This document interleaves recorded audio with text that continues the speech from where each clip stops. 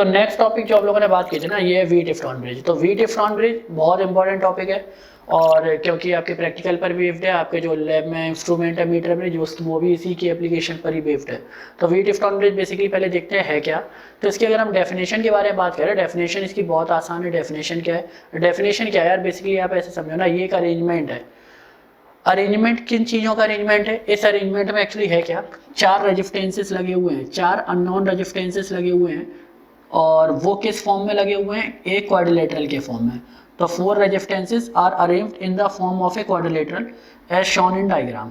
तो ये डायग्राम में जिस तरीके से आपको लगा के रखे हैं ना, तो 4 ये अननोन रेजिस्टेंसेस एक क्वाड्रिलेटरल के फॉर्म में लगे हुए हैं, जिसके एक डायगोनल पर आपने क्या फिट कर दिया, गैल्वेनोमीटर। अच्छा, गैल्वेनोमीटर क्या होता है, जैसे एमीटर होता है ना यार, एमीटर क्या होता है, करंट मेजरिंग डिवाइस। तो गैल्वेनोमीटर क्या बोलते हैं हम लोग, करंट सेंसिंग डिवाइस। ये करंट की डायरेक्शन को सेंस करता है, ठीक है, और स्मॉल करंट को मेजर भी करता है। तो एक डायगोनल पर तो आप गैल्वेनोमीटर लगा दो, और दूसरे डायगोनल पर आप क्या अटैच कर दो, एक बैटरी, जो कि करंट प्रोवाइड करेगी इस सर्किट में, ठीक। तो ये बेसिकली क्या है, यही बस व्हीट-इफ्टॉन ब्रिज है, और व्हीट-इफ्टॉन ब्रिज में कुछ भी नहीं। इन 4 अननोन रेजिस्टेंस को आप नेम दे दो, तो कोई भी नाम दे देते हैं, P, Q, R और सपोज S, ठीक है। और गैल्वेनोमीटर का रेजिस्टेंस हम लोग मान लेते हैं कोई कैपिटल G, ठीक है। अब अगर हम इसको डिफाइन करें तो डेफिनेशन कैसे बनेगी इसकी, तो it is the arrangement of 4 resistances in the form of a quadrilateral, it is the arrangement of 4 resistances in the form of a quadrilateral as shown in diagram in which under balance condition. हाँ, अब ये जो term आया ना, balance condition, if term का मतलब क्या है, तो बैलेंस कंडीशन टर्म का मतलब क्या है कि यहाँ पर current through galvanometer, current through galvanometer, current through galvanometer is 0। तो बैलेंस कंडीशन आप तब बोलोगे जब गैल्वेनोमीटर में से कोई करंट नहीं जाएगा। तो बैलेंस कंडीशन का मतलब क्या है कि करंट थ्रू गैल्वेनोमीटर इज 0।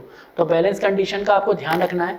और बेसिकली क्या है ना कि हम लोग जब गैल्वेनोमीटर से करंट पास कराते हैं तो इस गैल्वेनोमीटर की करंट को हम लोग बोल देते हैं IG करके। तो करंट थ्रू गैल्वेनोमीटर इज 0। तो ये बेसिकली बोली जाती है क्या, बैलेंस कंडीशन। इसी के 3 नाम है, या तो आप IG इज इक्वल टू 0 बोल दो, या बैलेंस कंडीशन बोल दो, या करंट थ्रू गैल्वेनोमीटर इज 0 बोल दो। तो समझ रहे आप, तो ये 3 नाम है। तो अब इसकी डेफिनेशन को फिर से रिव्यू में लेते हैं। तो it is the arrangement of 4 resistances in the form of a quadrilateral as shown in diagram in which under balance condition मतलब when IG is equal to 0, the ratio of the resistances of adjacent arms, adjacent arms के जो resistances का ratio है ना, चाहे तो आप P upon Q करो, चाहे Q upon R करो, आप P upon S नहीं करोगे, ये अपोजिट आर्म हो गई। तो ratio of the resistances of adjacent arms यानी कि P upon Q, तो ये जो रेशियो है ये किसके बराबर हो जाएगा, ये R अपॉन S के। तो ratio of the resistances of adjacent arms always remain same. तो ये आपको बेसिकली प्रूव करना होता है। तो P upon Q is equal to R upon S। मैं फिर से पूरी डेफिनेशन को अब रिपीट कर दे रहा हूँ। तो it is the arrangement of 4 resistances in the form of a quadrilateral as shown in diagram in which under balance condition, that is when current through galvanometer is 0 or IG is equal to 0, the ratio of the resistances of adjacent arms, the ratio of the resistances of adjacent arms is always remains same, is always remains same। तो ये basically व्हीट-इफ्टॉन bridge का statement है। अब हम लोग को करना क्या है, इस स्टेटमेंट को प्रूव करना है। तो ठीक है, इस स्टेटमेंट को अब जरा प्रूव करते हैं और देखते हैं कि इसका प्रूफ किस तरीके से जाएगा। बहुत सिंपल सा प्रूफ है, इसमें आपको कोई बहुत ज़्यादा दिमाग नहीं लगाना है ना, और बस आपको किरचॉफ रूल्स जो है उनको ठीक से अप्लाई कर देना है, और यहाँ पर आपका रिजल्ट जो है बहुत आराम से बिल्कुल सही तरीके से आता है। बस इसमें क्या है, करंट का डिस्ट्रीब्यूशन वगैरह और देखना है, तो वो अभी मैं आपको बताता हूँ करंट का डिस्ट्रीब्यूशन कैसे होगा। तो ये जो आपने बैटरी यहाँ से लगाई है, तो लेट अस सपोज ये कोई I करंट यहाँ से भेज रही है, ठीक है। तो I करंट जब यहाँ पहुँचेगा इस पॉइंट पर, तो इसको 2 पाथ मिलेंगे, या तो ये P से भी जा सकता है और Q से भी। तो लेट अस सपोज यहाँ से कोई I1 पार्ट चला गया, तो अब जो बचा हुआ पार्ट है वो कितना बचा हुआ होगा, I माइनस I1। तो I माइनस I1 पार्ट जो है वो Q से जाएगा। अच्छा, I1 पार्ट तो ऊपर गया, अब यहाँ से इसको फिर 2 पाथ मिले, तो गैल्वेनोमीटर से करंट कितना पास होने वाला है, IG। तो बचा हुआ करंट कितना होगा, I1 माइनस IG, ठीक है। तो IG पार्ट तो यहाँ से जा रहा है और I माइनस I1 यहाँ से जा रहा है, और ये दोनों जुड़कर कहाँ चले जाएंगे, इस तरफ। तो ये क्या हो जाएगा, I minus I1 plus IG, ठीक। और जब ये दोनों करंट इस तरीके से आएंगे तो फिर ये आपस में कनेक्ट हो जाएंगे और यहाँ कितना होगा I1 minus IG plus I minus I1 plus IG। तो IG से तो ये IG पार्ट कैंसिल आउट होगा और I1 से I1, तो अब यहाँ कितना करंट रह जाएगा I। तो अब ये देखिए बैटरी ने कितना करंट भेजा था I करंट और वापस कितना आ रहा है I, यानी कि सर्किट में करंट का डिस्ट्रीब्यूशन बिल्कुल सही है। अब हम लोग क्या करते हैं, इन जंक्शंस को नाम दे देते हैं। तो इस जंक्शन को आप नाम दे दीजिए, कोई A पॉइंट मान लीजिए, कोई इसको B पॉइंट, इसको कोई C पॉइंट और इसको कोई D पॉइंट, ठीक है। अब आपको लूप सेलेक्ट करना है। ये लूप्स का सिलेक्शन बिल्कुल रैंडम सिलेक्शन होगा, यहाँ ऐसा कोई भी लॉजिक नहीं चलता है कि यहाँ पर जो लूप मैं लेने वाला हूँ वही लूप आपको लेने हैं, कोई भी ऐसा सीक्वेंस नहीं चलेगा, आपकी मर्जी चलेगी, आपको जो लूप लेना है आप वो लूप लीजिए। तो यहाँ पर जरा लूप लेते हैं, तो यहाँ पर रैंडमली एक लूप लिया जा रहा है, तो A B D A, तो A B D A loop हम लोगों ने सेलेक्ट किया। तो A B D A loop अगर हमने सेलेक्ट किया, इसका मतलब क्या है कि हमको बेसिकली A से B जाना है, B से D आना है और D से वापस A, ठीक है। अब देखिए, आप जब आप A से B जा रहे हो तो हमारी डायरेक्शन और करंट की डायरेक्शन क्या है, सेम। तो अगर हमारी डायरेक्शन और करंट की डायरेक्शन सेम है तो साइन क्या आएगा, माइनस। तो पहले आप यहाँ पर साइन इंडिकेट कर लो, कौन सा साइन आ गया, निगेटिव साइन। करंट कितना है I1, रेजिस्टेंस कितना है P, तो I1 तो करंट आया, रेजिस्टेंस कितना आया P, ठीक है। अब हम कहाँ से कहाँ जा रहे हैं, B से D, तो B से D भी हमारी डायरेक्शन और करंट की डायरेक्शन क्या है, सेम। तो साइन क्या आ जाएगा, माइनस। और यहाँ पर करंट कितना है, करंट है यहाँ पर IG और रेजिस्टेंस कितना हम कंसीडर करके बैठे हुए हैं, G, ठीक है। इसके बाद D से कहाँ जा रहे हैं, A, तो D से A जाते टाइम पे हमारी डायरेक्शन क्या है, D से A, और करंट की डायरेक्शन क्या है, अपोजिट। तो साइन क्या आ जाएगा, प्लस। तो करंट कितना है ब्रांच में, I माइनस I1 और रेजिस्टेंस कितना है यहाँ पर Q, और आप वापस A तक पहुँच गए ना, तो ये इज इक्वल टू क्या हो जाएगा, 0। तो ये बनी आपकी पहली इक्वेशन। तो पहली इक्वेशन इस तरीके से हमने यहाँ पर मार्क कर ली। अब हम लोग दूसरा लूप लेते हैं, तो यहाँ पर दूसरा लूप का सिलेक्शन बिल्कुल रैंडम है, तो B D C B, आपकी मर्जी है, आप D C B D भी ले सकते हैं, वो टोटली आप पे डिपेंड करेगा। तो इसका मतलब क्या हो जाएगा, इसका मतलब हो जाएगा कि आपको अब B से D जाना है, D से C आना है और C से घूमकर वापस B आना है। तो ठीक है, देखते हैं जरा। तो अब आप कहाँ से कहाँ आना चाह रहे हो, B से D, तो हमारी डायरेक्शन और करंट की डायरेक्शन सेम, तो यहाँ पर साइन क्या आएगा, माइनस। तो माइनस, और करंट है कितना, IG, और रेजिस्टेंस कितना है, G, तो IG इंटू G, ठीक है। आप कहाँ से कहाँ जा रहे हो, आप D से C, तो हमारी डायरेक्शन और करंट की डायरेक्शन अभी भी सेम है, तो साइन फिर से क्या आने वाला है, माइनस। और करंट है कितना इस ब्रांच में, I minus I1 plus IG, और रेजिस्टेंस कितना है इस ब्रांच में, S, तो ठीक। अच्छा, अब नेक्स्ट स्टेप में कहाँ से कहाँ जा रहे हैं हम लोग, C से B तक। तो C से B जब हम जा रहे हैं तो हमारी डायरेक्शन और करंट की डायरेक्शन क्या है भाई, हम तो C से B जा रहे हैं और करंट अपोजिट आ रहा है, तो इसका मतलब साइन क्या लगने वाला है यहाँ पर, पॉजिटिव। और करंट है कितना, I1 माइनस IG, और रेजिस्टेंस कितना है, R। अच्छा, वापस हम लोग B तक तो पहुँच ही गए हैं, तो ये इज इक्वल टू कितना हो जाएगा, 0, और ये बनेगी इक्वेशन नंबर 2। बस सिर्फ ये दो इक्वेशन आप किसी तरीके से बना लो, और इसके बाद में आपको करना क्या है, बस नेक्स्ट स्टेप लिखना है कि वी नो दैट, तो ये तो फेवरेट लाइन है यार, तो वी नो दैट, चाहे आपको पता हो या ना पता हो, वी नो दैट। तो we know that under balance condition,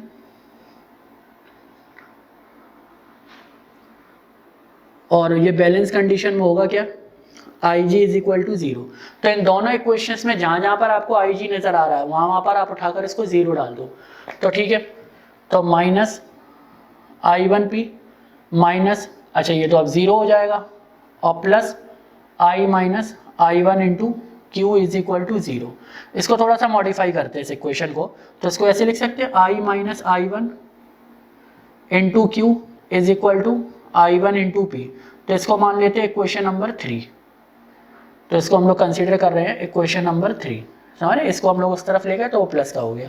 अच्छा, अब इस इक्वेशन में हम लोग जरा मॉडिफिकेशन करते हैं, तो इन इक्वेशन 1, अब इन इक्वेशन 2, अब इक्वेशन 2 में अगर हम मॉडिफाई करें तो ये पार्ट तो 0 हो गया, ठीक है, माइनस, इसमें IG की जगह पे 0 रखें तो I minus I1 into S plus, यहाँ पर I 0 कर देते हैं तो I1 into R is equal to 0।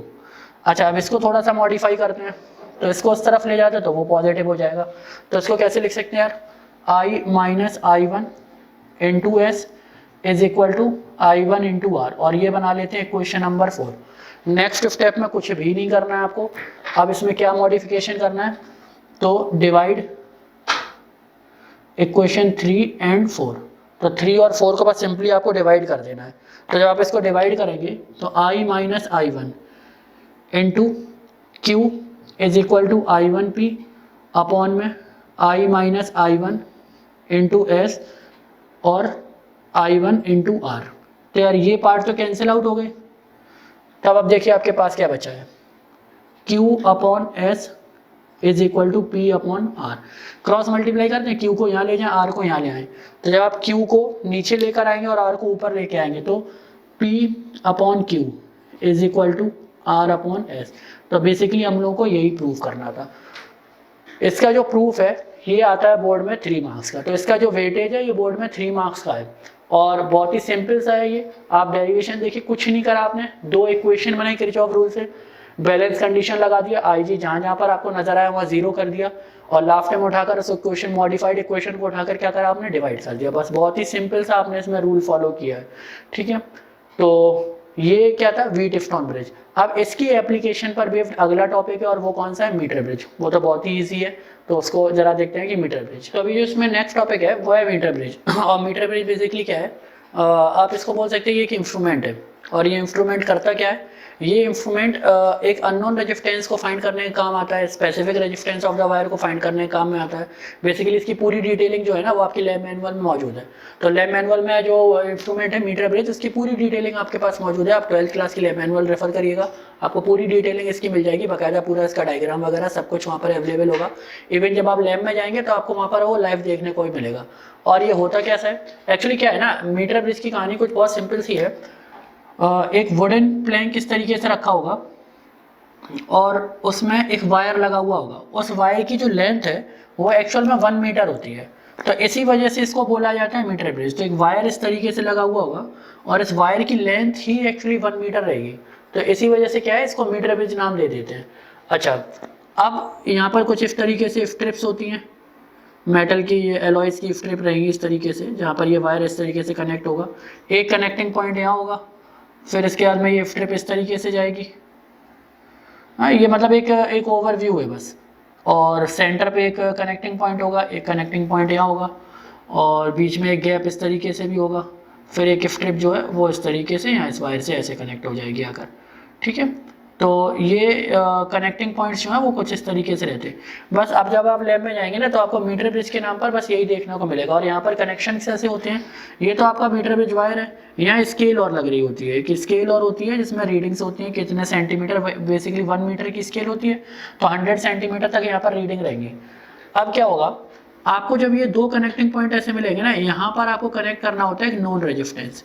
Non resistance के लिए आपको यूज़ करना होता है रेजिस्टेंस बॉक्स, ठीक। और ये जो 2 लेफ्ट साइड के हैं, यहाँ पर आपको कनेक्ट करना होता है एक अननोन रेजिस्टेंस जिसकी वैल्यू आपको फाइंड करनी होती है x। तो एक अननोन रेजिस्टेंस यहाँ पर आपको फाइंड करना है। एक बैटरी का सेटअप आपको कनेक्ट करना होता है इन दोनों वायर्स के एंड्स के अक्रॉस। एक V वोल्ट की बैटरी आप यहाँ पर कनेक्ट कर देते हो। तो वोल्ट बेसिकली क्या है, 2 वोल्ट या 4 वोल्ट पर ही नॉर्मली इसको ऑपरेट करते हैं हम लोग। अब ये जो बीच वाला पॉइंट है ना, ये इंपॉर्टेंट है और यहाँ से आपको कनेक्ट करना होता है गैल्वेनोमीटर। तो यहाँ से हम लोग एक गैल्वेनोमीटर कनेक्ट करते हैं। जब आप गैल्वेनोमीटर देखोगे अगर, तो वहाँ पर आपको 2 पॉइंट नजर आएंगे, एक पॉजिटिव टर्मिनल नजर आता है गैल्वेनोमीटर के, एक नेगेटिव टर्मिनल। तो अब आप देखिए पॉजिटिव टर्मिनल आपने यहाँ से कनेक्ट किया है ना, तो गैल्वेनोमीटर का ये जो विड वाला वायर है ना, ये पॉजिटिव से कनेक्ट होगा। नेगेटिव वायर से एक स्लाइडिंग की जो है उसको हम लोग कनेक्ट करते हैं। और इसको बेसिकली क्या है, पहले तो ये स्लाइडिंग की होती थी, अब ये एक पेन टाइप का स्ट्रक्चर रहता है। ये क्या है, ये गैल्वेनोमीटर है, इसमें कैपिटल G इस तरीके से बना हुआ होगा और क्या नाम है, एक पेन टाइप का स्ट्रक्चर होता है। इसको हम लोग अब क्या बोलते हैं, जॉकी। तो ये यहाँ पर इसको इस तरीके से यूज़ किया जाता है। अच्छा, अभी ये पॉइंट हम लोग बोल देते हैं A और B। अभी क्या होगा, जैसे आप अभी ये क्या है, इसको आप वहाँ से रिमूव कर सकते हो। इसको इस तरीके से पेन टाइप का स्ट्रक्चर होता है, यहाँ ऐसे वायर लगा हुआ होता और बार बार हम अलग अलग वायर के हिस्से पे टच करके बैलेंसिंग पॉइंट ऑब्टेन करते हैं। बैलेंसिंग पॉइंट मतलब सारे जहाँ पर गैल्वेनोमीटर 0 रीडिंग शो करने वाला है वो पॉइंट। अभी क्या होगा, जब आपने पूरा सेटअप बना लिया है तो जब आप इसको इस एंड पर कनेक्ट करोगे तो गैल्वेनोमीटर एक साइड डिफ्लेक्शन दे जाएगा, और जब इस पॉइंट को आप इस एंड पर कनेक्ट करोगे तो गैल्वेनोमीटर दूसरी साइड डिफ्लेक्शन देगा। यहाँ से हमको ये पता लगता है कि हमारा जो सर्किट अरेंजमेंट है बिल्कुल सही है। बोर्ड में क्या है, इस तरीके से आपको सर्किट नहीं बनाना होता। बोर्ड में तो यार और सिंपल सा सर्किट बनाना होता। बोर्ड में एक रेजिस्टेंस आपने ये लगा दिया आर रेजिस्टेंस, और ये एक लगा दिया दूसरा एक्स रेजिस्टेंस, ठीक है। और ये जो है ये मीटर ब्रिज वायर हो जाता है, 100 सेंटीमीटर इसकी लेंथ होती है। यहाँ पर आप एक बैटरी कनेक्ट कर देते हो, ये आप नाम दे देते हो इस मीटर ब्रिज वायर का ए बी, और यहाँ पे सेंटर से एक गैल्वेनोमीटर कनेक्ट करते हो और यहाँ से एक स्लाइडिंग की जे। तो ए टू जे जो है इसको बोला जाता है बैलेंसिंग लेंथ। तो बैलेंसिंग लेंथ, तो ए टू जे को हम लोग बैलेंसिंग लेंथ मानते हैं। तो ए से जे तक की जो लेंथ है इसको एल बोला जाता है, बैलेंसिंग लेंथ। तो ये हो गई बैलेंसिंग लेंथ। और अब जे टू बी जो है ये अब अगर एल है और ये पूरी लेंथ अगर 1 मीटर की है तो कॉमन सेंस से ये 100 माइनस एल सेंटीमीटर की हो जाएगी। तो 100 माइनस एल सेंटीमीटर। अच्छा, बैलेंसिंग लेंथ का मतलब क्या है, यहाँ पर जो गैल्वेनोमीटर यानी कि IG की वैल्यू वो कितनी हो जाएगी, 0। यानी गैल्वेनोमीटर कितना डिफ्लेक्शन शो करने वाला है आपको, 0। अब बहुत सिंपल सी बात है यार। अब देखिए ये भी एक मीटर ब्रिज जैसे सर्किट की तरह काम आपको फील देगा, मतलब एक जो वी डिफरेंट ब्रिज था ना उसी के जैसे फील देगा। एक रेजिस्टेंस तो ये है और दूसरा तो ये वायर हो गया। अब इस वायर की कंडीशन क्या है कि यहाँ पर इसकी लेंथ जो है इस पूरी लेंथ के थ्रू इसका जो मटेरियल है वो यानी कि जो कंपोजिशन है वो सेम रहना चाहिए, area of cross section change नहीं होना चाहिए, ठीक है, कांस्टेंट करंट फ्लो करना चाहिए। तो ये तीन कंडीशन जब एक साथ वैलिड होंगी तो उस केस में क्या होगा कि अब जो ए टू जे है इसका अगर हम रेजिस्टेंस निकालें तो इसका फॉर्मूला तो वही हो जाएगा रो एल अपॉन ए। अच्छा, और उसके बाद जे टू बी जो है इसका रेजिस्टेंस अगर हम निकालें तो रो रेजिस्टिविटी तो सेम है, लेंथ यहाँ पर लेकिन कितनी 100 माइनस एल अपॉन ए एरिया, ठीक है। अच्छा, अब अगर बैलेंसिंग कंडीशन ऑब्टेन हो चुकी है तो इस केस में क्या कहानी बनेगी कि ये दो जो रेजिस्टेंसेस हैं इनका रेशियो आपस में सेम रहेगा। तो अगर हम इनका रेशियो सेम करें यानी कि क्या हो जाएगा, देखिए R upon A to J, resistance of A to J, तो ये बराबर हो जाएगा X upon resistance of J to B. और यहाँ पर बस हम वैल्यू सब्स्टिट्यूट कर देते हैं। तो आर की वैल्यू तो देखो आपको पता होगी क्योंकि वो आप रेजिस्टेंस बॉक्स से फिक्स करके निकालोगे। ए टू जे ये वैल्यू क्या हो जाएगी, rho L upon A is equal to X, ये क्यों जो कि आपको अननोन पता ही नहीं है, आपको ये वैल्यू फाइंड करनी है। और यहाँ पर जे टू भी रो 100 माइनस एल अपॉन ए, तो ए से तो देखो ए कैंसिल होगा, रो से रो कैंसिल होगा। आपको एक्स की वैल्यू फाइंड करनी है तो एक्स की वैल्यू देखो क्या आ जाएगी, R into 100 minus L upon L. अब यार देखो कॉमन सेंस की बात है, आर तो तुम्हें पता होगा, एल तुम यहाँ से ऑब्टेन करोगे, फाइंड करोगे, और 100 माइनस एल तो वो वैल्यू तो तुम यार एल को 100 में से माइनस कर दोगे तो ये वैल्यू तो आपको यहाँ नजर आई जाएगी। तो यहाँ पर अगर आप इस फॉर्मूले को डील करते हो तो इस फॉर्मूले के साथ में क्या कहानी बन जाएगी कि x is equal to R into 100 minus L upon L. तो ये बहुत ही सिंपल सी बात रहेगी। इसी फॉर्मूले को यूज करके हम लोग वो अननोन रेजिस्टेंस जो है इसकी वैल्यू को हम लोग फाइंड कर सकते हैं। तो अननोन रेजिस्टेंस इस तरीके से यहाँ फाइंड कर लिया जाता। अच्छा, एक बार अगर आपको अननोन रेजिस्टेंस मिल गया तो उसके बाद क्या कर सकते हैं, ये जो वायर यहाँ पर यूज होगा ना, ये जो वायर एक्स वायर यूज होगा, स्क्रू गेज यूज करके आप इसका डायमीटर फाइंड कर लो। तो डायमीटर फाइंड कर लेंगे, इसकी लेंथ फाइंड कर लेंगे और स्पेसिफिक रेजिस्टेंस यानी कि रेजिस्टिविटी ऑफ एक्स, तो वो कैसे फाइंड कर लेंगे, R into A upon L. तो ए ये यहाँ से हम लोग इसके स्पेसिफिक रेजिस्टेंस फाइंड कर लेते हैं। तो प्रैक्टिकल्स में क्या है, आपको अननोन रेजिस्टेंस की वैल्यू फाइंड करने को बोली जाती है, स्पेसिफिक रेजिस्टेंस भी वैल्यू फाइंड करने को बोली जा सकती है। अच्छा, दूसरी दिक्कत इसमें क्या आ जाती है कि यहाँ से सीरीज और पैरेलल कॉम्बिनेशन, ये सीरीज और पैरेलल कॉम्बिनेशन और आपको फाइंड करने के लिए बोला verify the series and parallel combination. तो बोर्ड में ये कुछ टॉपिक हैं, तो इन टॉपिक्स पर ही एक्चुअली क्या है प्रैक्टिकल एग्जाम वेव्ड होते हैं। तो सीरीज और पैरेलल कॉम्बिनेशन वेरीफाई करने के लिए और अननोन रेजिस्टेंस की वैल्यू फाइंड करने के लिए और plus specific resistance of the wire find करने के लिए। तो ये कुछ पर्टिकुलर टॉपिक जो है यही आपको फाइंड करने होते हैं यहाँ पर, ठीक है। तो ये बेसिकली क्या है आपके इस चैप्टर का या आपकी इस यूनिट का सेकंड लास्ट टॉपिक था, मीटर ब्रिज। और इंपॉर्टेंस लेवल तो इसकी है ही क्योंकि ये आपके प्रैक्टिकल्स में भी इन्वॉल्व है। अब इसका जो लास्ट टॉपिक है यानी कि आपके इस चैप्टर का जो लास्ट टॉपिक है वो है पोटेंशियोमीटर। और पोटेंशियोमीटर पर बेस्ड बोर्ड में भी क्वेश्चंस देखे गए हैं और प्लस आपके प्रैक्टिकल्स भी देखे गए हैं। तो नेक्स्ट टॉपिक की तरफ चलेंगे, पोटेंशियोमीटर। तो अब जो नेक्स्ट टॉपिक है मतलब ये समझिए आप इस यूनिट की जो लास्ट टॉपिक है ना पोटेंशियोमीटर, ये भी बेसिकली क्या है प्रैक्टिकल बेस्ड है। तो बेसिकली आपके इस चैप्टर के जो लास्ट दो टॉपिक है मीटर बेस्ड पोटेंशियोमीटर, ये दोनों ही प्रैक्टिकल बेस्ड एप्लीकेशन पर है। और एक्चुअली क्या है ना यार, ये जो पोटेंशियोमीटर वाला टॉपिक है ये कंपैरेटिवली स्टूडेंट्स को समझने में थोड़ी सी प्रॉब्लम आती है, लेकिन अगर आप इसको थोड़ा सा फोकस करोगे ना, बहुत ईजी टॉपिक है, बहुत आसानी से ये कवर अप हो जाता है। और पोटेंशियोमीटर पर बेस्ड आपको दो टॉपिक कवर करने हैं यहाँ पर, एक तो अननोन ईएमएफ कंपेयर कराने के लिए, दो सेल्स का ईएमएफ कंपेयर कराने के लिए, और एक किसी भी सेल का इंटरनल रेजिस्टेंस फाइंड करने के लिए। तो मेनली क्या है, आपको इसके वर्किंग प्रिंसिपल पर मेन वर्क करना होता है। वर्किंग प्रिंसिपल अगर आपने ठीक से समझ लिया और किस बेसिस पर ये पोटेंशियोमीटर काम कर रहा है वो अगर आपने समझ लिया, तो फिर तो ये टॉपिक आसान है यार। तो पहले तो जरा एक काम करते हैं, इसकी डेफिनेशन के बारे में बात कर लेते हैं। तो इसकी डेफिनेशन क्या है? डेफिनेशन बहुत सिंपल सी होती है। डेफिनेशन है क्या एक्चुअल में इसकी? तो इट इज ए डिवाइस, ये एक डिवाइस बेसिकली, डिवाइस तो मत बोलिए, इसको इंस्ट्रूमेंट बोलिए। तो it is an instrument which is used to determine the internal resistance of a cell and which is also used to compare the EMF of two cells। तो दो sales के EMF को भी कंपेयर करने के काम में आता है और किसी भी एक सेल की इंटरनल रेजिस्टेंस को भी फाइंड करने के काम में आएगा। तो ये आपको ध्यान रखना है। तो it is instrument which is used to determine the internal resistance of a cell and also used to compare the EMF of two cells. ठीक है, अच्छा, तो ये तो होगी इसकी डेफिनेशन। अब बात करते हैं इसके वर्किंग प्रिंसिपल पर। तो यार ये याद रखना, आपको वर्किंग प्रिंसिपल हम लोग बोल जरूर रहे हैं, पर ये वर्किंग प्रिंसिपल ना होकर ये चार कंडीशंस हैं, और जब ये चारों कंडीशंस एक साथ फुलफिल होंगी तब जाकर आपका ये पोटेंशियोमीटर काम करने वाला है। तो ये चार कंडीशंस कौन सी हैं? तो मतलब किस बेसिकली किस वर्किंग प्रिंसिपल पर काम करता है कि इसमें समझिए इफ, या ऐसे समझिए एट कांस्टेंट टेम्परेचर। तो पहली कंडीशन क्या है? तो पहली कंडीशन ये कि जो टेम्परेचर है वो कांस्टेंट रहने चाहिए। तो at constant temperature when a constant current, तो कांस्टेंट करंट भी कांस्टेंट रहने चाहिए। तो कांस्टेंट करंट, तो when a constant current is flowing through a wire of uniform cross sectional area. तो समझ रहे हैं आप तीसरी कंडीशन क्या है? जो वायर का जो क्रॉस सेक्शनल एरिया है, तो जो एरिया है, एरिया ऑफ वायर, तो ये कैसा होना चाहिए? यूनिफॉर्म। तो at constant temperature when a constant current is flowing through a wire of uniform cross sectional area of uniform composition. तो यूनिफॉर्म कंपोजिशन वर्ड का मतलब क्या है कि यहाँ पर जो मटेरियल है ये बदलना नहीं चाहिए, यानी कि इस वायर का जो कंपोजिशन है थ्रू आउट द लेंथ इस वायर का मटेरियल सेम रहेगा। तो at constant temperature when a constant current is flowing through, ऐसे इसको ऐसे लिखो तो मेरे ख्याल से डेफिनेशन भी रेडी हो जाएगी और क्या आपको याद रखने में भी याद रहे। तो यूनिफॉर्म क्रॉस सेक्शनल एरिया, तो यूनिफॉर्म क्रॉस सेक्शनल एरिया, ठीक है, आप समझो।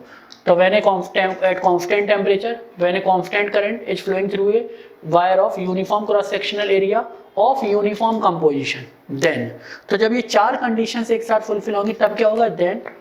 तो अब जब ये चार एक साथ फुलफिल कर दोगे तो पांचवी फिर अपने आप फुलफिल हो जाएगी, और पांचवी क्या होगी? देन द पोटेंशियल ग्रेडियंट, तो पोटेंशियल ग्रेडियंट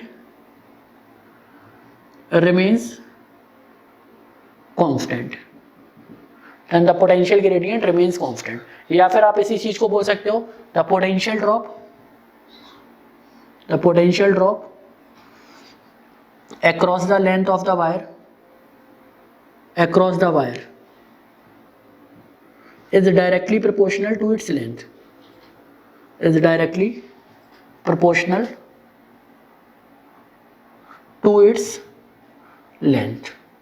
तो आप ये दोनों ही स्टेटमेंट यूज कर सकते हो, या तो पोटेंशियल ग्रेडियंट रिमेन्स कांस्टेंट या फिर potential drop across the wire is directly proportional to its length.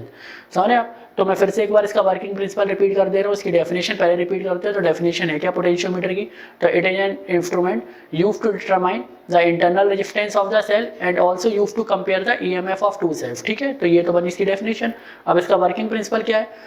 तो at constant temperature when a constant current is flowing through a wire of uniform cross sectional area of uniform composition, then the potential gradient of the wire remains constant, या फिर the potential drop across the wire is directly proportional to its length. तो ये चीजें आपको थोड़ा सा ध्यान रखनी है। अच्छा, अब ये तो बात हो गई। अब हम अगली बात ये करते हैं कि हम इसको समझेंगे कैसे, तो इसकी वर्किंग कैसे समझी जाएगी। उसके लिए हम एक काम करते हैं, थोड़ा सा इसको चीज़ों को थोड़ा स्विच करते हैं। तो एक काम करते हैं, जरा यहाँ पर एक पैरेलल कॉम्बिनेशन ऑफ सेल लेते हैं। ठीक है, तो आप जरा इस पर समझने की कोशिश करिएगा। देखिए यहाँ पर इस तरीके से एक सेल लगाई मैंने, और दूसरी सेल कुछ इस तरीके से लगाई, ठीक है, और यहाँ पर लगा दिया है गैल्वेनोमीटर। तो ये पहली कंडीशन ले रहे हैं, ये E1 EMF की सेल है, ये E2 EMF की सेल है, ठीक, ये पहली कंडीशन है। दूसरी कंडीशन की बात अगर की जाए तो इसको ज़रा सा हटा दे रहा हूँ मैं। दूसरी कंडीशन की अगर हम बात करें तो दूसरी कंडीशन भी देखेंगे और तीसरी कंडीशन, 3 पॉसिबल कंडीशंस यहाँ पर रहेंगी। तो जैसे अगर आप ये 3 पॉसिबल कंडीशन समझ जाएंगे ना, आप पोटेंशियोमीटर की वर्किंग भी समझ जाएंगे। तो पहली कंडीशन तो ये हुई। सेकेंड कंडीशन की अगर बात करें तो उसका डायग्राम भी कुछ ऐसे ही है, बस यहाँ पर देखिएगा कंडीशंस किस तरीके से हाईलाइट करूँगा।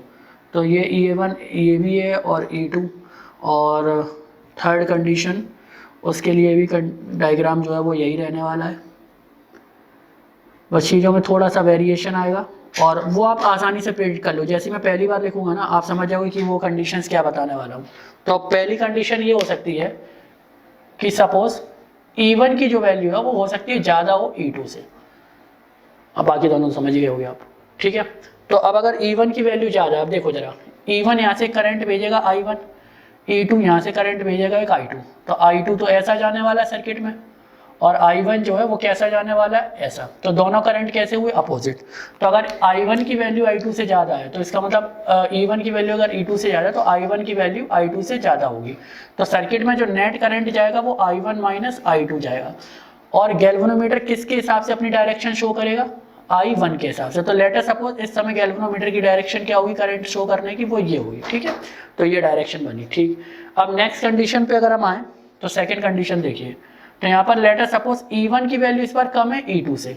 अच्छा, अपने हिसाब से करंट तो ये अभी भी ऐसे ही शो कर रहा होगा I1, और ये करंट ऐसा शो कर रहा होगा I2 ऐसा घूमकर यहाँ जाने वाला है, और I1 जो है वो इस तरीके से घूमकर I1 इधर आने वाला है। तो अब इस समय सर्किट के पास में देखा जाए तो अब I1 की वैल्यू कम है I2 से। तो इस समय सर्किट में net current I2 minus I1 होगा, यानी कि गैल्वेनोमीटर अब करंट की डायरेक्शन किसके हिसाब से शो करेगा, I2 के हिसाब से। अच्छा, जब करंट नीचे से जा रहा था तो डायरेक्शन ये, और तो जो करंट जब ऊपर से आएगा तो ये कॉमन सेंस है, डायरेक्शन कैसी होगी, जस्ट अपोजिट। तो इस समय गैल्वेनोमीटर का डिफ्लेक्शन कैसा होगा, इस तरफ। तीसरी अगर पॉसिबल कंडीशन देखें तो तीसरी पॉसिबल कंडीशन क्या बन सकती है कि E1 की वैल्यू E2 के बराबर हो। तो अगर E1 की वैल्यू E2 से बराबर हो जाएगी तो इसका मतलब यहाँ से I1 करंट तो ऐसा आया, I2 करंट ऐसा आया, I2 करंट तो ऐसा जा रहा है, और I1 करंट घूमकर कहाँ जाएगा, इधर। अच्छा, अभी इस समय क्या होगा, दोनों करंट तो बराबर है, तो I1 is equal to I2 हो रहा है। तो यहाँ पर जो नेट करंट हो जाएगा वो कितना हो जाएगा, वो तो हो जाएगा 0। तो यार इस समय अगर करंट 0 हो जाएगा तो गैल्वेनोमीटर कितना डिफ्लेक्शन शो करने वाला है, कुछ नहीं, तो वो सीधा डिफ्लेक्शन इस तरीके से शो करेगा। तो ये पॉइंट अगर आपने समझ लिया है तो मेरे ख्याल से आप इसकी वर्किंग बहुत आसानी से समझ जाओगे। तो यही 3 कहानियों को हम लोग इस्तेमाल करने वाले हैं पोटेंशियोमीटर को समझने के लिए। बहुत ही सिंपल सा सेटअप है, बहुत सिंपल सा सेटअप है, कोई भी इसमें दिमाग नहीं लगाया गया है, और बिल्कुल आसानी से ये चीज़ें डील होती हैं। अच्छा, तो ये 3 चीज़ें तो आप अगर समझ रहे हैं, तो इसमें एक चीज़ और आती है, उसको बोलते हैं हम लोग पोटेंशियल ग्रेडियंट। एक टर्म हम लोगों ने यूज़ किया था ना, पोटेंशियल ग्रेडियंट। तो पोटेंशियल ग्रेडियंट क्या होता है, तो पोटेंशियल ग्रेडियंट का मतलब क्या होता है, वोल्टेज पर यूनिट लेंथ। तो वोल्टेज पर यूनिट लेंथ जो है इसी को बोला जाता है पोटेंशियल ग्रेडियंट। और हम लोगों ने क्या बोला कि ये कांस्टेंट रहेगा। तो कुछ बुक्स में इसको K से डिनोट कर देते हैं, कुछ बुक्स में इसको सिग्मा से डिनोट कर देते हैं। तो अभी हाल फिलहाल हम लोग सिग्मा के साथ ट्रीट करते हैं। तो V/L is equal to sigma. तो इसको ऐसे लिख सकते हैं यार, V is equal to sigma into L. अच्छा, सिग्मा तो कांस्टेंट है तो V directly proportional to L. ये याद करिए, वो हम लोगों ने जो दूसरा पार्ट लिखा था ना ब्रैकेट में, the potential difference across the potential drop across the length of the wire, या across the wire directly proportional to the length of the wire. तो ये आप ऐसे भी लिख सकते हो क्या, the potential gradient remains constant, या potential drop across the wire if directly proportional to the length of the wire। तो V directly proportional to L आप ऐसे भी लिख सकते हो। तो दोनों की स्टेटमेंट है। तो ये चीज़ आप समझ रहे हैं। तो यहाँ पर ये अगली कहानी है। अब आते हैं जरा पोटेंशियोमीटर के डायग्राम पर। तो पोटेंशियोमीटर का अगर हम डायग्राम देखें तो पोटेंशियोमीटर का डायग्राम कैसा बनता है, देखिए 2 सर्किट चलते हैं इसमें। एक होता है प्राइमरी सर्किट, ठीक है, इसमें लगाई जाती है एक प्राइमरी सेल, इसको हम लोग बेसिकली क्या बोल देते हैं, नॉन सेल। तो ये प्राइमरी सर्किट है, और यहाँ पर एक वेरिएबल रेजिस्टेंस रिओस्टेट यूज़ करा जाता है। अभी हाल फिलहाल इसका कोई यूज़ ही नहीं करना, इसका यूज़ हम लोग आखिरी में बताएंगे। और ये होता है पोटेंशियोमीटर वायर। नॉर्मली क्या होता है, पोटेंशियोमीटर वायर आपके स्कूल के हिसाब से डिपेंड करेगा, 6 मीटर वायर भी यूज होता है, 4 मीटर वायर यूज भी होता है, 10 मीटर वायर भी यूज होता है, तो डिपेंड करेगा। और ये 6 मीटर, 4 मीटर, 10 मीटर, इसमें डिफरेंस क्या है, तो ये हम लोग जब इस पोटेंशियोमीटर का लास्ट टॉपिक कवर करेंगे ना, इसकी सेंसिटिविटी के बारे में, तब उसके बारे में बात करेंगे। तो अभी हाल फिलहाल के समझिए कि पोटेंशियोमीटर वायर है और इसकी जो लेंथ है वो सपोज कितनी हो रही है, 10 मीटर हो रही है, ठीक है। अच्छा, ये जो है ये इसको बोला जाएगा क्या, इसको बोला जाएगा प्राइमरी सर्किट। तो ये है प्राइमरी सर्किट, ठीक। ये स्मॉल ही है और इसको क्या बोला जाएगा, प्राइमरी सेल। तो प्राइमरी सेल, और ये जो है इसको बोला जाता है रियोस्टेट वेरिएबल रेजिस्टेंस, जिसका भी हाल फिलहाल के लिए कोई काम नहीं, ठीक। अच्छा, अब यहाँ पर आता है सेकेंडरी सर्किट। इस सेकेंडरी सर्किट में हम वो सेल लगाते हैं जिसका ईएमएफ हमें कंपेयर करना होता है या फिर जिसकी वैल्यू हमको फाइंड करनी होती है। तो ठीक है, तो ये ई, तो ये बोली जाएगी सेकेंडरी सेल। तो ये सेकेंडरी सेल है और इसी सेकेंडरी सेल में एक गैल्वेनोमीटर कनेक्ट करते हैं और यहाँ से वही चौकी है, ठीक। तो जे, तो ये हम लोग ऑब्टेन क्या करते हैं, बैलेंसिंग लेंथ। तो बैलेंसिंग लेंथ इस तरीके से यहाँ फाइंड की जाती है। तो ये बेसिकली कौन सा बोला जाता है, ये बोला जाएगा सेकेंडरी सर्किट। अब इसको बस एक एग्जाम्पल के बेसिस पर समझने की कोशिश करेंगे कि इसको एग्जाम्पल के बेसिस पर किस तरीके से समझेंगे, ठीक है। तो देखते हैं जरा कि इसको एग्जाम्पल के हिसाब से कैसे समझें। लेट अस सपोज अभी हम लोग एक काम ये करते हैं कि हमारी जो प्राइमरी सेल है इसका ईएमएफ हम लोग मान लेते हैं। तो इसका ईएमएफ हम लोग मान लेते हैं, लेट अस सपोज कितना है, 10 वोल्ट, ठीक। तो इसका ईएमएफ 10 वोल्ट है और ये जो ए बी वायर है, इस वायर की लेंथ भी हम लोग मान लेते हैं 10 मीटर्स। तो इस ए बी वायर की लेंथ जो है वो भी हम लोग कंसीडर कर लेते हैं 10 मीटर। अच्छा, तो इसका मतलब ये हुआ कि ये जो 10 वोल्ट का वोल्टेज होगा ये इस पूरे वायर पे, जैसे 10 मीटर का वायर है तो 1 मीटर पे कितना वोल्टेज गिरेगा, 1 वोल्ट का।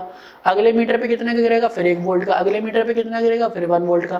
तो ऐसा इसका मतलब ये हुआ कि हर मीटर पे 1 वोल्ट का पोटेंशियल ड्रॉप होना चाहिए, ठीक। तो अगर हम लोग इसको इस तरीके से इंडिकेट करें कि इस तरीके से वायर के 10 पार्ट्स कवर अप कर रहे हैं, तो 1 2 3 4,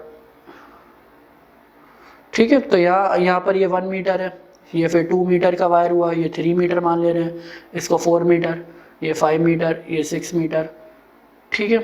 इसको मान ले रहे 7 मीटर, ये 8 मीटर, ये 9 मीटर और ये जो है ये 10th मीटर है, ठीक। तो ये 10 मीटर, तो हर मीटर पे कितना वोल्टेज होगा, 1 वोल्ट का पोटेंशियल ड्रॉप आने वाला है। अच्छा, अभी हमें इसका ईएमएफ पता नहीं है, लेकिन हम लोग एज्यूम कर ले रहे हैं कि इसका ईएमएफ सपोज 4 वोल्ट होगा, ठीक है, 4 वोल्ट होगा। अभी क्या कर रहे हैं, इस गैल्वेनोमीटर से ये जो जॉकी है इसको हम लोग यहाँ कनेक्ट करते हैं कि हमें बैलेंसिंग लेंथ ऑब्टेन करनी है। तो हम सपोज यहाँ कनेक्ट करने वाले हैं इस जॉकी को। यहाँ पर कितना है, अप्रॉक्सीमेट 2 वोल्ट है, क्योंकि 2 मीटर पे आप कनेक्ट कर रहे हो। तो ऊपर आप देखिए यहाँ पर कितना वोल्टेज हुआ, 2 वोल्ट। नीचे कितना वोल्टेज है, 4 वोल्ट। जरा एक सेकंड के लिए इफ डायग्राम की तरफ चलते हैं। तो जब आप इफ डायग्राम को फोकस करोगे तो आपको देखो यहाँ समझ रहे हो ये क्या करा आपने। देखो हम लोग क्या बात कर रहे हैं कि पर वोल्ट के, पर मीटर के हिसाब से कितना वोल्टेज पोटेंशियल ड्रॉप आ रहा है, 1 वोल्ट का, ठीक है। तो यहाँ पर जब आप इसको इस पॉइंट पे टच करा रहे हो तो यहाँ कितना मीटर आ रहा है, 2 मीटर। तो 2 मीटर मतलब कितना वोल्ट हो रहा होगा, 2 वोल्ट। नीचे कितना वोल्ट हो रहा होगा, 4 वोल्ट। अब जरा अगर हम ये डायग्राम फोकस करें तो इफ डायग्राम की अगर हम बात करें तो E1 मतलब कौन सी बैटरी, ऊपर वाली।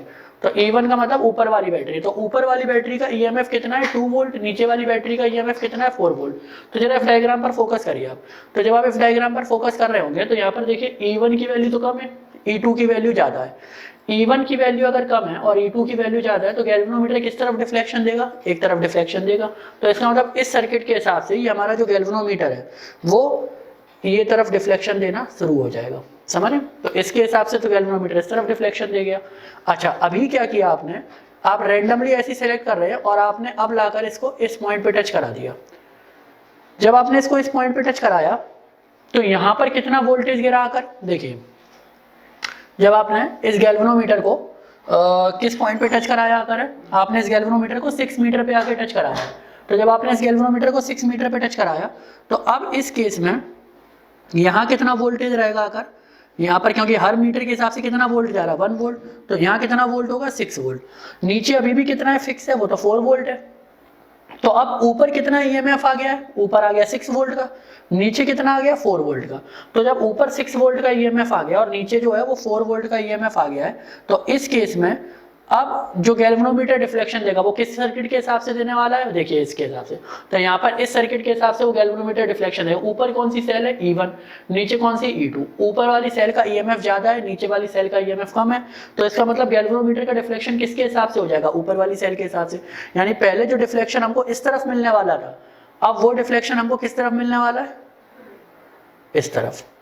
सारे तो बहुत सिंपल सी कहानी। अब आपने देखा कि यार इधर तो डिफ्लेक्शन हमारा जो है वो इधर आ रहा है, इधर पे डिफ्लेक्शन हमारा इस तरफ आ रहा है, तो आप रैंडमली सिलेक्ट करते करते आप उस पॉइंट पे पहुंच गए जहां पर वोल्टेज कितना आ रहा है, 4 मीटर पे। तो 4 मीटर पे आपने टच कराया, मेरे को नहीं पता ये 4 मीटर पे कितना वोल्ट आ रहा है, लेकिन बात प्रॉब्लम क्या यहाँ पर आई कि जैसे ही आपने इस जॉकी को यहाँ टच कराया, गैल्वेनोमीटर अब कितना डिफ्लेक्शन देगा, बिल्कुल जीरो। क्यों, क्योंकि ऊपर भी 4 मीटर हो गया, नीचे भी 4 मीटर हो गया। तो यहां से जैसे ही डिफ्लेक्शन जीरो आएगा, हमको क्या पता लग जाएगा कि जितना वोल्ट ऊपर है उतने ही वोल्ट कहाँ होने चाहिए, नीचे। बहुत सिंपल सा लॉजिक है। हमें नहीं पता है कि नीचे कितना वोल्ट है, हमें बिल्कुल आइडिया नहीं है कि नीचे वाली सेल का वोल्टेज है कितना, पर हमें ये पता है कि ऊपर 4 मीटर पे कितना वोल्टेज गिर रहा होगा, 4 वोल्ट। तो हमें ये तो पता लगा चुके हैं ना कि 4 मीटर पे कितना वोल्ट गिर रहा होगा, 4 वोल्ट, और नीचे डिफ्लेक्शन कितना हो चुका है, जीरो। तो अब ये बात बिल्कुल फिक्स हो गई कि अगर ऊपर 4 वोल्ट है और डिफ्लेक्शन जीरो है तो नीचे भी कितना होगा, 4 वोल्ट। फिर से रिपीट कर दे रहा हूँ मैं, मेरे को एग्जैक्टली नहीं पता है कि नीचे वाली सेल का EMF है कितना, पर मेरे को ये पता है कि 4 मीटर पे आके वोल्टेज कितना हो रहा है और डिफ्लेक्शन कितना हो रहा है, जीरो। और 4 मीटर पे वोल्टेज कितना है, वो है 4 वोल्ट का। तो 4 मीटर पे 4 वोल्ट का वोल्टेज है, तो 4 मीटर पे 4 वोल्ट का वोल्टेज है और डिफ्लेक्शन जीरो है। तो ये कंडीशन अगर बन रही है तो इसका मतलब नीचे भी उतना ही वोल्ट होना चाहिए जितना ऊपर वोल्ट, और ऊपर है कितना, 4 वोल्ट।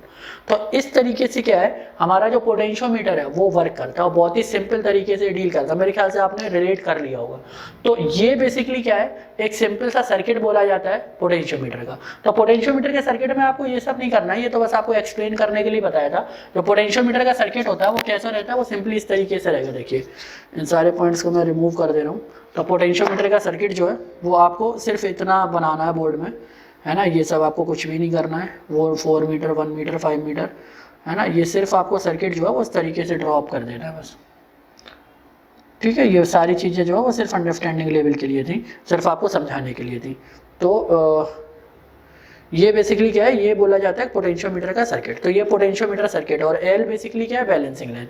तो अब अगर हम लोग यहाँ पर अगली कहानी करें, यानी कि पोटेंशियोमीटर में 2 तरीके के सर्किट मैंने आपको बोले थे। कौन कौन से 2 तरीके के सर्किट, एक तो EMF ऑफ द 2 सेल्स उसको कंपेयर कराने के लिए, और फिर internal resistance of the cell find करने के लिए। तो ठीक है, अब इसी से क्या है, EMF of the cell find करिए। अच्छा, उससे पहले एक चीज और समझते हैं, condition on which potentiometer work.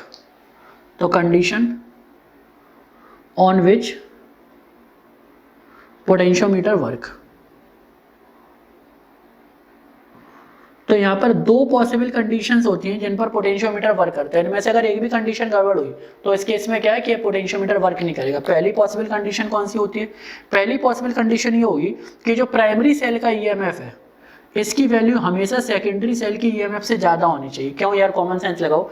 नीचे अगर जैसे मान लो आपने 10 वोल्ट कर दिया और ऊपर कितना करा, 4 वोल्ट, तो इस पूरे वायर पे कितना वोल्टेज आएगा, 4 वोल्ट का। लेकिन आप मेजर कितना करना चाह रहे हो, 10 वोल्ट, तो ये 10 वोल्ट यहाँ मिलेगा ही नहीं कभी आपको। तो इस केस में क्या है कि अब अच्छा आपको पता कैसे चलेगा पोटेंशियोमीटर काम नहीं कर रहा, पोटेंशियोमीटर बंद नहीं होगा, सिर्फ और सिर्फ आपको क्या होगा, gives deflection to one side only. तो एक ही साइड डिफ्लेक्शन आपको मिलना शुरू हो जाएगा। तो जब आप इस एंड पे इसको टच कराओगे तो भी आपको इसी साइड डिफ्लेक्शन मिल रहा है, और जब आप इस एंड पे टच कराओगे तो भी अगर आपको एक ही साइड डिफ्लेक्शन मिल रहा है, तो इस बात का मतलब क्या होगा कि पोटेंशियोमीटर जो है वो वर्क नहीं कर रहा है, या आपको एक ही साइड डिफ्लेक्शन मिल रहा है। यही पॉसिबल एरर्स आती हैं। और दूसरी इसमें कंडीशन क्या होती है, आपको देखो, ऑब्जर्व करो, इसका जो पॉजिटिव टर्मिनल है वो भी इसी पॉइंट से कनेक्ट कर रखा है, और इसका जो पॉजिटिव टर्मिनल है वो भी इसी पॉइंट से कनेक्ट कर रखा है। मतलब इस सर्किट में आप चाहे 50 सेल लगा दो, लेकिन उन सबका पॉजिटिव टर्मिनल जो है वो एक ही कॉमन पॉइंट पे कनेक्ट होना चाहिए। तो सेकंड जो एसेंशियल कंडीशन होती है वो क्या है, all positive terminals of all cells must be connected to same common point, must be connected to same common point. तो all positive terminals of all cells must be connected to same common point. All cell मतलब primary का भी और जितनी भी यहाँ पर secondary cells लगी हुई हैं उन सारी सेल्स के। तो जब ये दोनों एसेंशियल कंडीशन फुलफिल होंगे उसके बाद जाकर आपका ये पोटेंशियोमीटर काम करेगा। अब बेसिकली क्या है, हम लोगों को दो सर्किट डायग्राम देखने हैं। दो सर्किट डायग्राम कौन से देखने हैं, एक तो इसके इंटरनल रेजिस्टेंस को फाइंड करने के लिए और दूसरा इसकी सेल्स के ईएमएफ को कंपेयर करने के लिए। तो यार बहुत ही सिंपल सी कहानी है, इसको भी जरा हम लोग डील कर लेते हैं। तो पहले तो हम लोग जरा इसमें देखते हैं कि इंटरनल रेजिस्टेंस कैसे फाइंड कर, मतलब सेल्स के ईएमएफ को कंपेयर कैसे करते हैं। तो सेल्स के ईएमएफ को कैसे कंपेयर किया जाएगा, उसके लिए कुछ खास नहीं करना है आपको। ये जो आपने सर्किट बना रखा है ना, इसी को बस थोड़ा सा मॉडिफाई कर देना है, बस थोड़ा सा अगर आप इसको मॉडिफाई कर देंगे तो उस केस में क्या है, ये वही सर्किट रेडी हो जाएगा जो अभी हम लोग जिसके बारे में बात कर रहे हैं। ठीक है, तो देखिए जरा किस तरीके से ये सर्किट को मॉडिफाई करने वाले हम लोग। अब क्योंकि दो सेल हैं तो यहाँ पर हमें दो सेकेंडरी सेल लगानी है जिसका ईएमएफ हमें कंपेयर कराना है। तो दो हम लोग सेकेंडरी सेल्स यहाँ पर यूज करने वाले हैं। देखिए जरा दो सेकेंडरी सेल्स को किस तरीके से यूज करेंगे, ठीक है, और उनका ईएमएफ किस तरीके से हम लोग कंपेयर कराएंगे वो देखिए। तो एक तो सेल हमने लगा ली ये E1 और दूसरी सेल हम लोग कौन सी लगाने वाले हैं, E2। ठीक, और इसको क्या है, एक रोटेटरी स्विच से कनेक्ट करेंगे। रोटेटरी स्विच का मतलब ये है कि जैसे कि आप देखते हो रेगुलेटर वगैरह होता है स्टेबलाइजर में, पहले आप इसको इधर कनेक्ट करो फिर टक से ऐसे कनेक्ट कर दो। तो एक बार में एक ही सेल जो है वो रोल में रहेगी।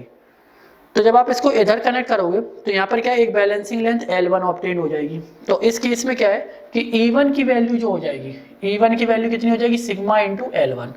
अच्छा, जब भी आप इसको इससे यहाँ कनेक्ट करोगे, अब यहाँ पर एक बैलेंसिंग लेंथ जो है वो L2 कनेक्ट हो जाएगी।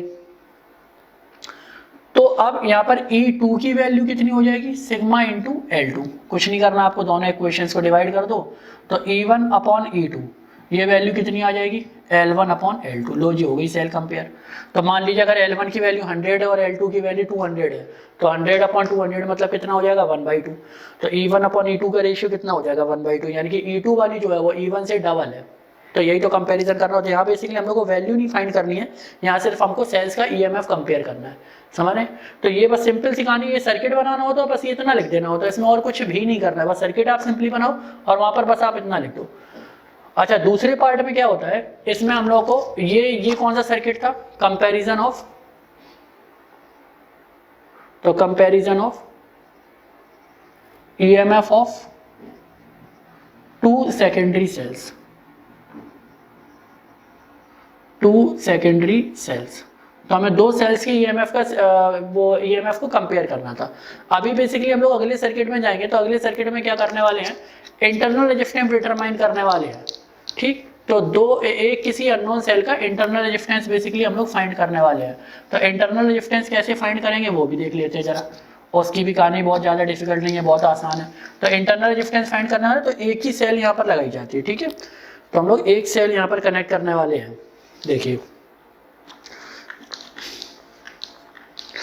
और इसके लिए क्या है कि हम लोग को अपना थोड़ा पुरानी नॉलेज भी यूज़ करनी पड़ेगी, तो वो भी देखेंगे अभी।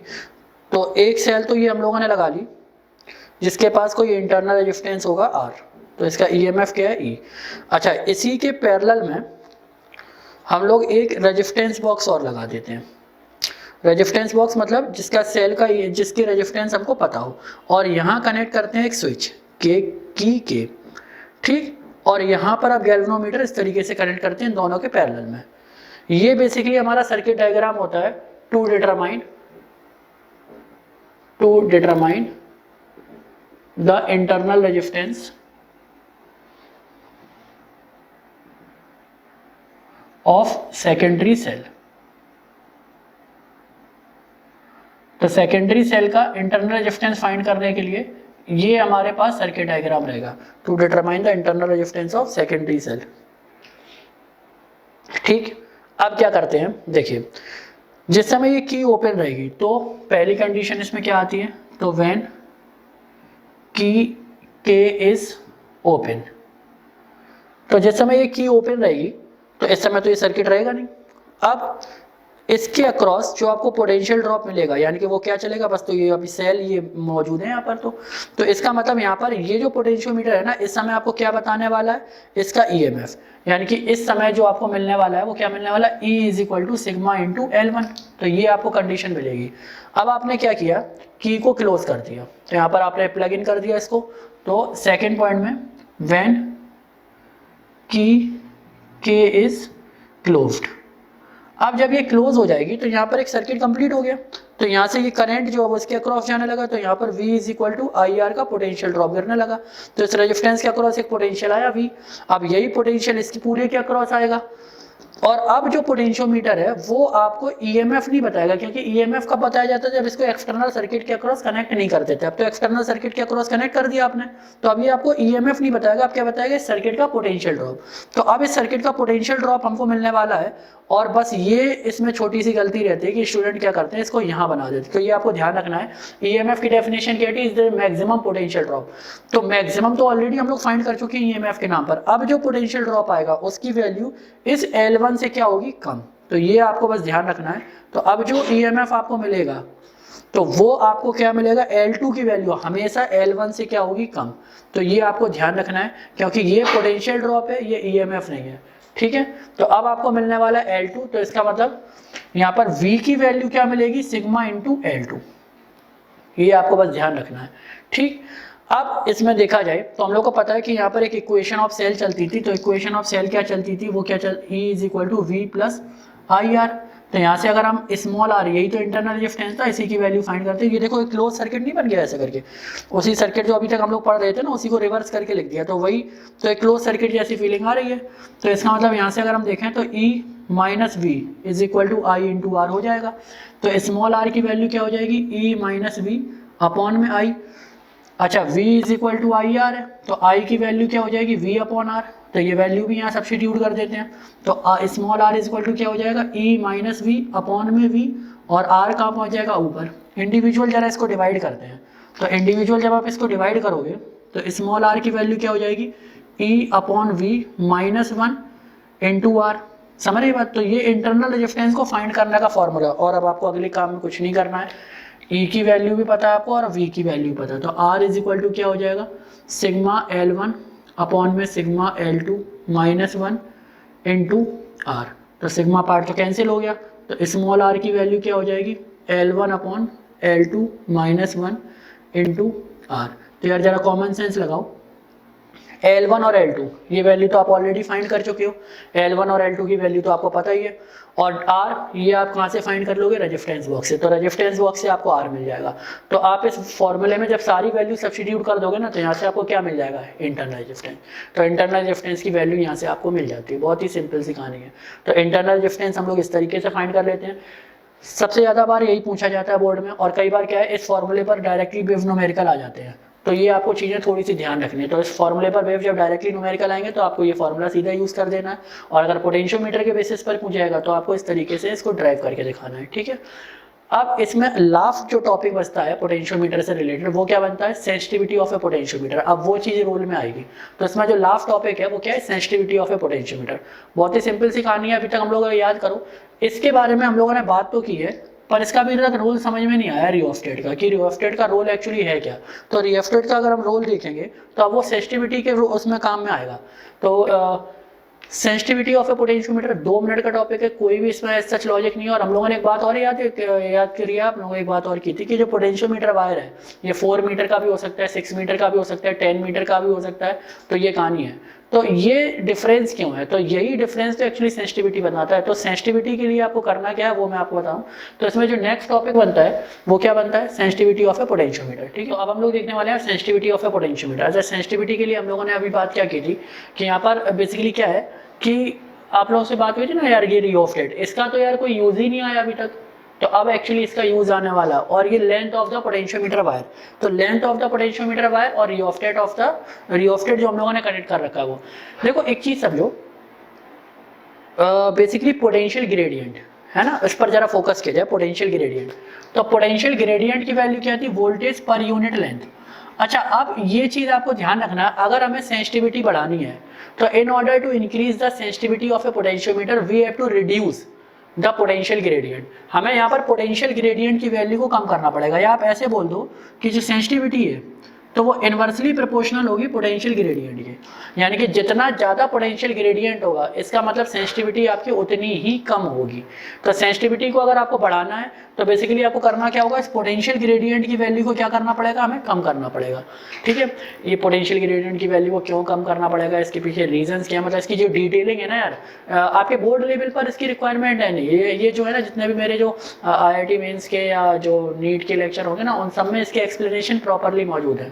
तो पोटेंशियल ग्रेडियंट की वैल्यू को क्यों कम करना पड़ रहा है, इसके रीजन क्या है, तो इसके लिए आप जो है ना, वो जो नीट के लिए या जो IIT मेंस या एडवांस के लेक्चर्स है ना, उनमें आपको इसका एक्सप्लेनेशन कंप्लीटली मिल जाएगा कि एक्चुअली पोटेंशियल ग्रेडियंट पर सेंसिटिविटी किस तरीके से काम कर रही है।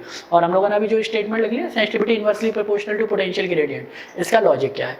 तो अब अगर आप थोड़ा सा ऑब्जर्व करो तो हमें पोटेंशियल ग्रेडियंट को कम करना है। तो पोटेंशियल ग्रेडियंट को कम करने के दो तरीके हैं हमारे पास, क्या, या तो हम V की वैल्यू को कम कर दें या फिर हम L की वैल्यू को बढ़ा दें। ठीक है, अच्छा, L मतलब length of the potentiometer wire, तो length of the potentiometer wire, length of potentiometer wire. तो अब आपको समझ में आया कि यहाँ पर जो 6 metre wire, 10 metre wire, 8 metre wire के बारे में बात हुई थी, तो उसके लिए क्या मतलब था कि अगर हम जैसे जैसे length of the potentiometer wire बढ़ाते जाएंगे, इसका मतलब क्या होगा, सेंसिटिविटी क्या होगी, इंक्रीज करती रहेगी। तो अगर हम length of the potentiometer wire बढ़ाते रहेंगे तो इससे सेंसिटिविटी इंक्रीज करती है। तो यहाँ पर क्या बोला जाता, तो पहला फैक्टर क्या है, तो in order to increase the sensitivity of a potentiometer we have to increase the length of the potentiometer wire. तो in order to increase the sensitivity of a potentiometer we have to increase the length of the potentiometer wire. अच्छा, दूसरा तरीका क्या था, दूसरा तरीका था potential drop across the length, इसको हम कम कर दें। तो यार इसको कम करने के लिए देखो क्या करते हैं हम लोग, यहाँ पर फोकस करते हैं, ये जो रियोस्टेट की वैल्यू है ना, इसको बढ़ाना शुरू करते हैं। आप देखिए प्राइमरी सर्किट में ये कहानी चल रही है, तो प्राइमरी सर्किट देखा जाए तो ये वायर है, तो इस वायर का खुद का एक रेजिस्टेंस होगा और यहाँ पर भी रेजिस्टेंस होगा। और मान लीजिए ये 10 वोल्ट है, अगर आप इसको 0 कर देते हैं तो ये पूरा का पूरा 10 वोल्ट कहाँ गिरेगा, इसके ऊपर, समझ बात। तो यहाँ पर इसका वोल्टेज जो है वो कंपैरेटिवली ज़्यादा, हमें अगर इसकी सेंसिटिविटी बढ़ानी है तो इसके अक्रॉस जो वोल्टेज है, ये जो वोल्टेज अक्रॉस पोटेंशियोमीटर वायर है, इसको हमें क्या करना पड़ेगा, कम। अब क्या करते हैं, रियोस्टेट की वैल्यू को बढ़ा देते हैं। तो ये तो फिक्स है 10 वोल्ट, इसका रेजिस्टेंस भी फिक्स है। तो अब जो 10 वोल्ट पूरा यहाँ गिरने वाला था ना, अब ये पूरा 10 वोल्ट यहाँ नहीं गिरेगा, क्या होगा, 2 वोल्ट यहाँ गिरेगा और 8 वोल्ट यहाँ रह जाएगा। तो इसका मतलब इसका वोल्टेज आपने क्या कर दिया, कम। और ये वोल्टेज आपने कम किया कैसे, रियोस्टेट की वैल्यू को बढ़ाकर। मान लीजिए लेटर सपोज आप रियोस्टेट की वैल्यू को और बढ़ा दें, तो रियोस्टेट की वैल्यू को अगर आप और बढ़ा देंगे, अब यहाँ पर 10 में से 2 नहीं, अब यहाँ हो सकता 4 वोल्ट गिरेगा, तो यहाँ कितना हो जाएगा, 6 वोल्ट। तो इस तरीके से क्या है, आप फिर से यहाँ पर सेंसिटिविटी को इंक्रीज कर सकते हो। तो इसका सेकंड जो तरीका है वो क्या है, तो सेकंड ऑप्शन इसमें क्या आ जाता है, वो in order to increase the sensitivity of a potentiometer wire. वो पोटेंशियोमीटर पहला क्या था, we have to increase the length of the potentiometer wire. और दूसरा तरीका क्या था, we have to decrease the current in primary circuit. और यार डिक्रीज द करंट बात वही हो रही है, लेकिन इसको घुमाकर बोल दिया। तो कैसे डिक्रीज करोगे आप करंट इन प्राइमरी सर्किट को, in by increasing the value of the variable resistance.